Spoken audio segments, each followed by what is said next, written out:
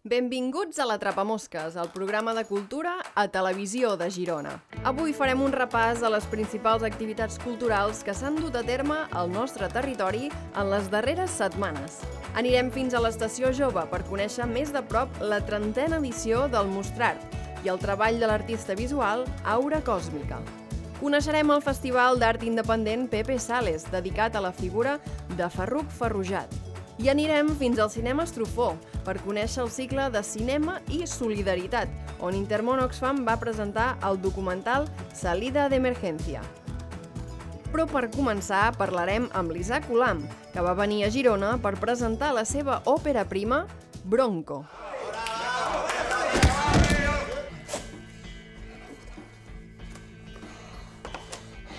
Bronco és una tesi, al món de la meva vida. Vaig tocar fondo i vaig anar a buscar ajuda, no? Vaig anar a buscar rehabilitar-me i llavors en aquell lloc, en aquell espai, amb aquella gent, vaig veure que era un dolor compartit, no? Era com una mica l'addicció, simplement el fet de la contemplació sobre l'aspecte de la disfunció humana, que d'alguna manera és el fet de l'autodestrucció, no? Això era una cosa que sempre em va preocupar molt, no? Llavors volia fer algo dedicat a tota aquesta gent que encara està patint, que pateix aquesta cosa que és l'addicció o la destrucció de la persona, no? Pasta que m'adeus, on te la tens, nen? On te tens la pasta? A la calaixera. On te la tens? A la calaixera. La meva voluntat en aquest acte és com una mica que la gent descobreixi i vegi un món en el qual es manifesti aquest aspecte que vull mostrar, que és el tema de l'autodestrucció humana, i també una crítica social que hi ha molt gran, també un aspecte en el col·lectiu transsexual que està molt discriminat, i llavors que d'alguna forma pensin. Les elucubracions del personatge són molt interessants sobre la societat moderna, capitalista, llavors s'arriba a convertir com una espècie de Crist redemptor, no? Té un punt bastant religiós en el fons, en tot això, perquè és com una mica espiritual, no, el tema. Els meus punys, i no vaig plorar ni penedir-me de res por ahí. Faig el que me toca fer i punt! El treball d'en Pol Fuster, això sí que vull remarcar, perquè va fer com un traje a mi de sonor, no? De la banda sonora d'aquesta pel·lícula.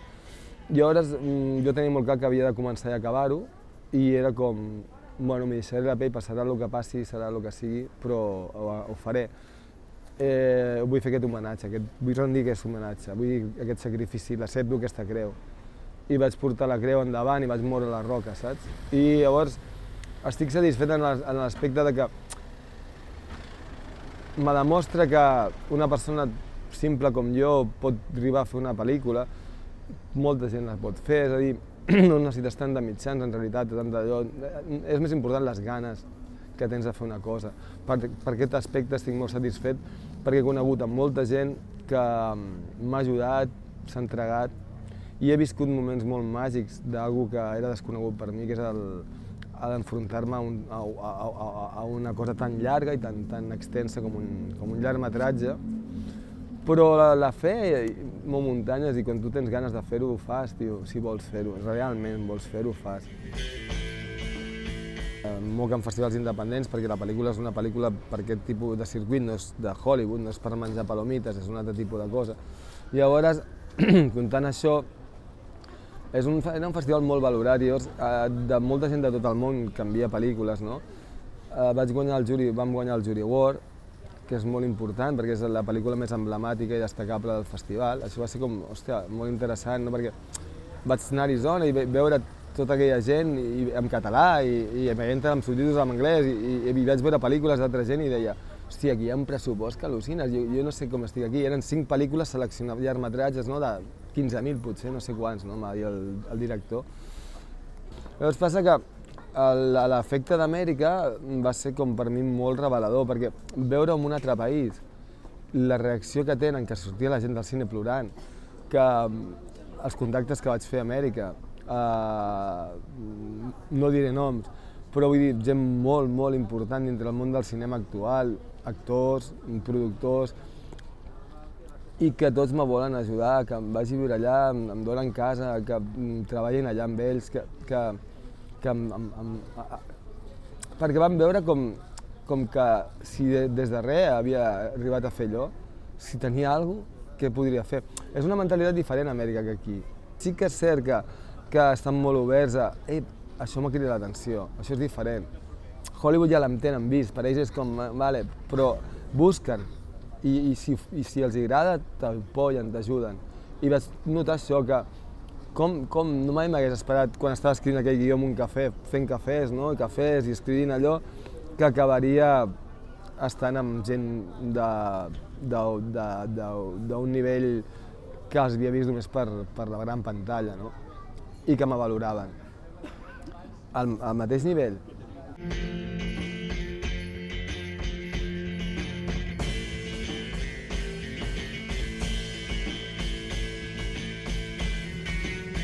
No sé què passarà. De moment està passant que allà tinc oportunitats i aquí estic només presentant les pel·lícules i tal, però, com he dit abans, super agraït amb la gent que està vinguent als cines. És una passada, les abraçades, el que commou, no tinc paraules per expressar-ho, és molt maco. És crec que de les coses més maques que m'han passat a la vida i a la vegada de les coses que he hagut de lluitar més a la vida per fer, perquè no tenia una meta, no sabia què passaria. És com un abisme i dius, bueno, uah, què passarà?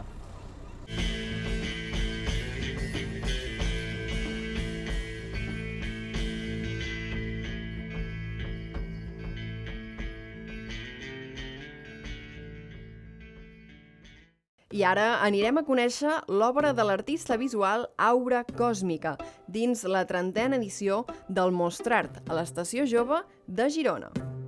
Faig un art, no sé, hi ha gent que diu que és com un psicodèlica còsmica, surrealista. Bueno, té molts tocs. Et podria dir que té un enfoc espiritual, un enfoc científic, un enfoc còsmic, un enfoc... O sigui, és molt de fluir i deixar-me portar i bueno, intenta respondre preguntes, potser el meu art, preguntes meves. No em poso límits, o sigui, un dia puc crear alguna cosa amb el mòbil, que el que faig digital és fet amb el mòbil, amb un iPhone. O sigui, tant puc crear un dia amb això com l'endemà o al cap d'una estona posar-me a pintar. Faig pintura, collage, foto, vídeo, una mica de tot. També faig experiments de música, però això encara està guardat. Per mi, exposar el Mostrart és una bona oportunitat. A part, conec gent, són genials tots, són supermacos. Hem creat un grup també d'artistes els dimecres. És un grup obert, o sigui, pot venir qualsevol artista a col·laborar, a conèixer, a fer coses. Vaig exposar fotografia, pintura, així també fotografia, collage, a l'Artusi de Girona, al restaurant. Després, a part del Pepe Sales, diferents anys, el Babel, quan existia el bar Babel. També una mostra conjunta de Catalan Hunter que es feia a la Biblioteca Carles Rahola. No sé, he participat en diverses coses. També tema en rodatges, o sigui, darrere càmera, tema fotografia, he fet moltes coses, moltes. Vull dir, no em tanco portes, perquè, jo què sé, s'ha de fluir. Faig coses per la necessitat que tinc de crear. Si no creo, és com una part de mi, no? Es va morint. Bueno, no es mor, sinó que s'apaga, no? Tots hem de crear, tots, el que et deia, que tots estem fets per crear. I això, i m'agrada. Vull dir, m'agrada expressar-me de les maneres que pugui, no? De fet, tinc una obra que es diu així, que es diu We are made of stardust, ho he dit amb el meu anglès, però que estem fets de pols d'estrelles. I des del meu punt de vista, vull dir, l'univers forma part de nosaltres i nosaltres de l'univers. O sigui, som tot, no? Som energia, i no sé, i potser també perquè sóc aquari, que estem molt allà. Em crida molt l'univers i l'espiritualitat, i aprendre i créixer, i no sé, el viatge interior també, que té a veure amb el viatge, no?, a l'univers interior, no sé. Aquesta és una mica la meva visió. No puc tancar-me, perquè si em tanco em limito. i limitar-se és deixar de fluir, no? Jo intento ser lliure, dins d'una societat també que no ens vol del tot lliures, no? I intento buscar la meva llibertat. Per tant, no sé, no podria escollir dir només em quedo amb la pintura, només em quedo perquè flueixo, bueno, em sento bé amb totes, creant de totes maneres.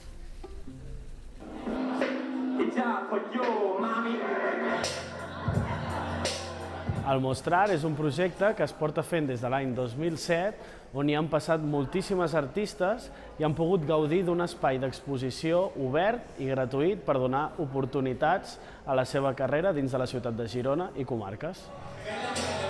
A cada cicle del Mostrar fem una inauguració on a través d'un concert es fa com aquesta presentació. En aquesta inauguració, especialment amb els artistes que hi han col·laborat, hem fet un procés col·laboratiu i hem intentat que sigui una cosa que vagi lligada i que tothom posés el seu granet de sorra. Han tingut a l'Esteve Holgado i a Laura Còsmica, que ens han fet un live painting.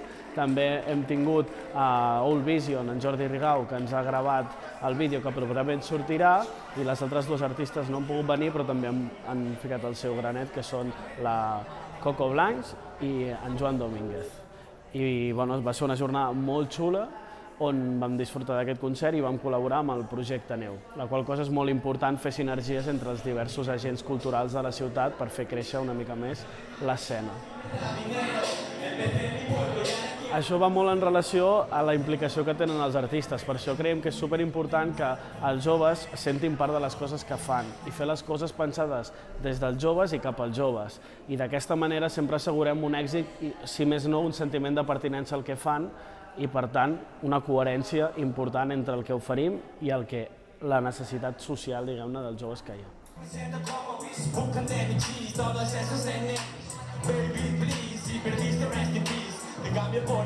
I ara és moment de conèixer més de prop la 13a edició del Festival d'Art Independent Pepe Sales, que es va celebrar a la ciutat de Girona del 25 de gener al 5 de febrer. El Festival Pepe Sales té per finalitat difondre l'obra d'autors de culte que han creat una mica contracorrent la seva obra i que en el seu moment tampoc van estar massa reconeguts. I al mateix temps vol també, a partir de l'obra d'aquests autors i de l'estudi del seu temps, vol implicar també a un ampli sector de la ciutadania, de manera que amplis sectors del món de l'art en diferents disciplines puguin participar en el festival i donar volum a la idea. En Pepe Sales és un home que fa la seva obra, la fa bàsicament als 80, que és poeta, és un excel·lent pintor i al mateix temps feia cançons. Però és que a part d'això, amb Nuno Martorell va col·laborar a Televisió Espanyola en programes d'aquests així culturals. Era un home del renaixentisme una mica, un home molt polivalent, que va tenir la mala sort d'agafar la sida i morir-se a una edat que no tenia que agafar mai. Aquests autors que tria la nostra directora, la Consol, habitualment no els coneix quasi ningú. És una feina que fa ella d'investigació, de recerca, de saber més o menys quin perfil vol pel festival, si és home, dona, buscar un perfil i anar investigant fins al moment en què troba el personatge. Llavors és com una espècie de fletxazo, no? És com un... Llavors, quan està el personatge es veu claríssim. Perquè si el personatge està ben triat i tu combregues amb el personatge, la realització del festival és molt més fàcil, ja ve cantada. Perquè, clar, tu has d'involucrar molta gent amb aquesta idea. Farrukh Farrokhzad neix el 1935 a l'Iran i mort al 67, a l'edat de 32 anys. A Iran això és sota el règim de Shah Reza Pahlavi, que és un moment dins la història de l'Iran en el que el país té una obertura i una expansió tant social com econòmica Però, a rerefons, la teocràcia, les creències religioses, el predomini de la xària es manté vigent en el món familiar i, per tant, en el món social també. Ella viu amb aquestes dues contradiccions. D'una banda, amb aquesta contradicció, d'una banda la part moderna, la part expansiva, i d'una altra banda la part repressiva, la part religiosa.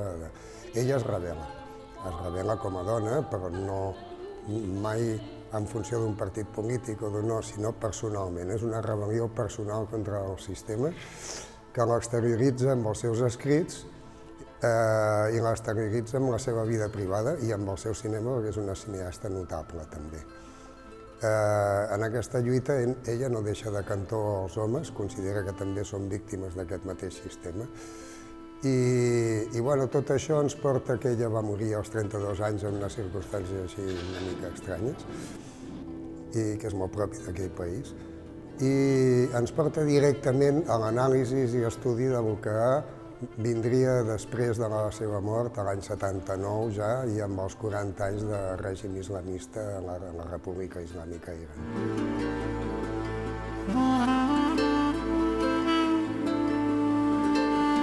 Cada any s'intenta que l'exposició sigui una exposició vinculada a l'obra de l'autor que estem tocant.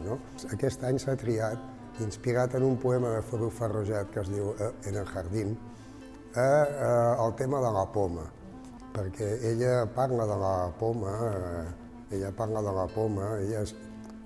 parla en primera persona, cosa que no s'havia fet en la poesia iraniana, i parla de la seva estada al jardí on ella menja la poma, i ja sabem el que menjar la poma comporta. Menjar la poma és una transgressió, però al mateix temps és signe d'evolució. Sempre va lligada una transgressió amb l'evolució, que pot ser per mal o per bé, però en aquest cas és per bé, és l'evolució humana, que és a partir de la transgressió. I aquest és el fet, el denominador comú seria la poma, i a partir d'aquí els pintors expressen el que per ells representa aquesta transgressió i aquesta evolució.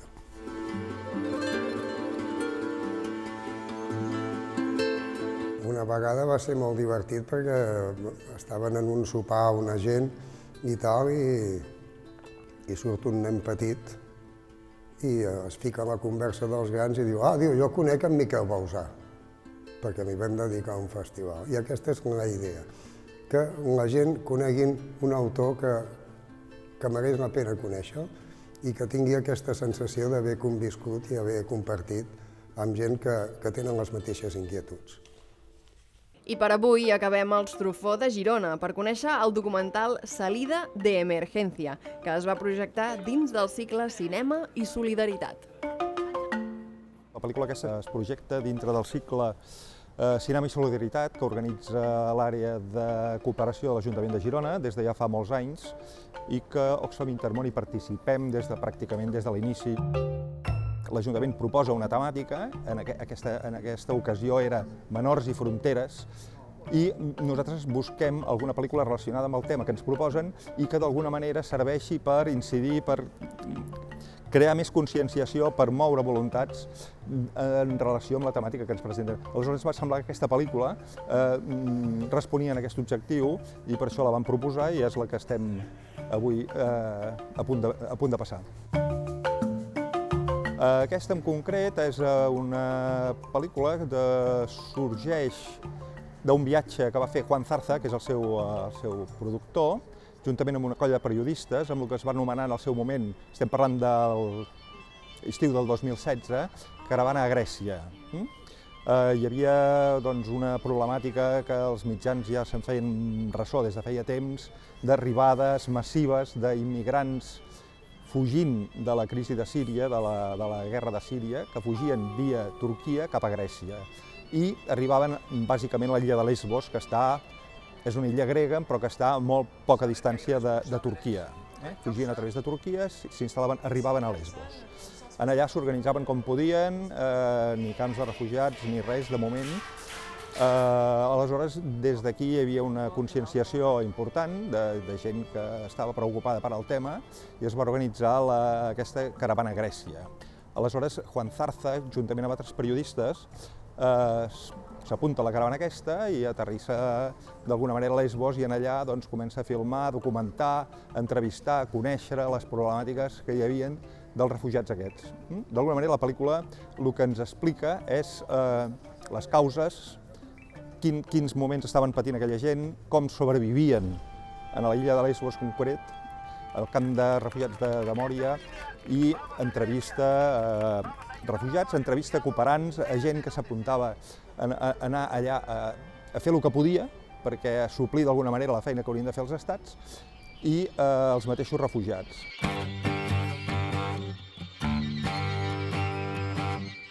Les imatges que més ens recorden una mica la situació aquesta, d'alguna manera, setembre del 2015, la famosa foto de l'Aylan, el nano aquell de 3 anys, que troben en una platja de Turquia, platja de Bodrum, que després d'un naufragi del bot que havien el seu pare i la seva mare i germans havien trobat per poder fer la travessa cap a Grècia, doncs allò va moure moltes consciències i va fer que la gent es mobilitzés.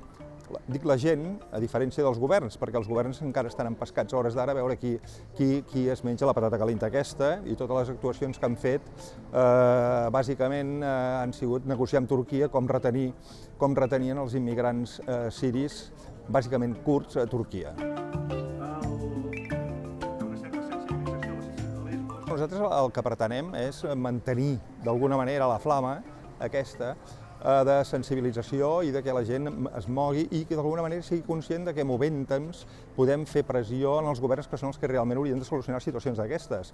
Vull dir, aquestes situacions no es poden solucionar a base de 4 voluntaris que esporàdicament es desplacen a Lesbos, en aquest cas, per fer el que poden i sense cap organització darrere.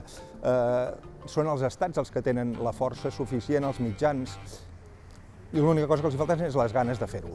Aleshores, les ganes poden venir una mica condicionades per la pressió que pugui fer la gent en respecte a aquestes situacions. Vull dir, situacions com aquesta nosaltres presentem en aquest cas aquesta que és molt punyent, que és la que passa al Mediterrani, de Turquia intentant emigrar ara la via de Líbia, etc., que portem a hores d'ara com 15.000 morts al Mediterrani. Això no pot ser, no pot seguir així. I si no es mouen els estats, no hi ha manera de solucionar-ho. Aleshores, què poden fer la ciutadania? Doncs mobilitzar-se i pressionar. I aleshores amb això intentem sensibilitzar perquè la gent pressioni.